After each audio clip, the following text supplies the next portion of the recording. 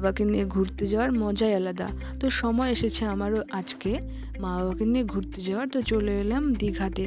তো তোমরা সকলে সময় ও সুযোগ পেলে ঘুরতে যেও, দেখবে মনটা ভালো হয়ে গেছে।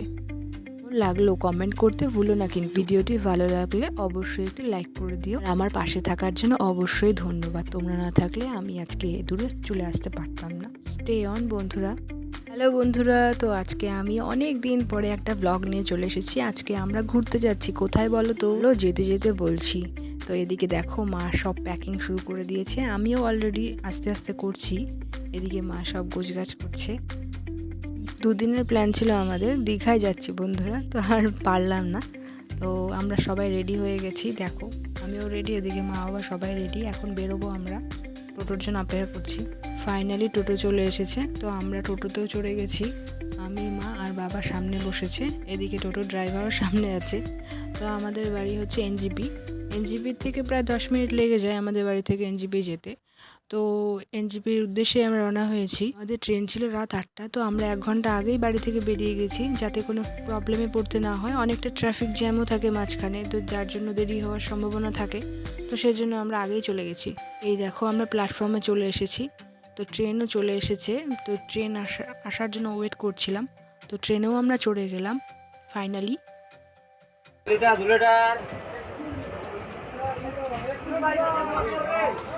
এরপর কিছু খাওয়া দাওয়া করে আমরা শুয়ে যাই, যেহেতু রাত অনেকটাই হয়ে গেছে। তো আমরা সবাই ঘুমিয়ে পড়েছি।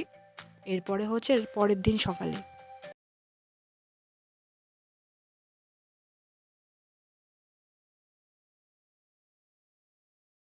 রাতটা বেশ ভালোই কাটলো। ঘুম কি হয় বলো বন্ধুরা ট্রেনের মধ্যে। তো আমরা কলকাতা ফারাক্কা সবই পার হয়ে গেছি, তো হাওড়ায় এখন ঢুকছি। তো খুবই এক্সাইটেড আমরা, হাওড়ায় ঢুকে যাচ্ছি। একটু ঝালমুড়ি খেয়ে নেওয়া, অনেক কিছুই খেয়েছি সাথে।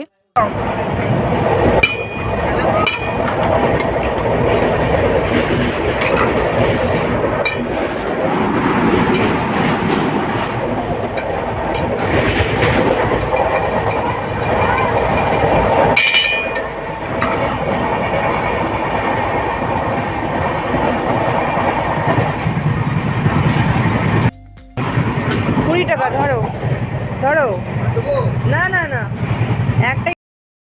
এই দেখো এরা খাচ্ছে আর আমি এদিকে ভিডিও করছি, আমিও খাচ্ছি তার পাশাপাশি। ভালোই ছিল ঝালমুড়িটা।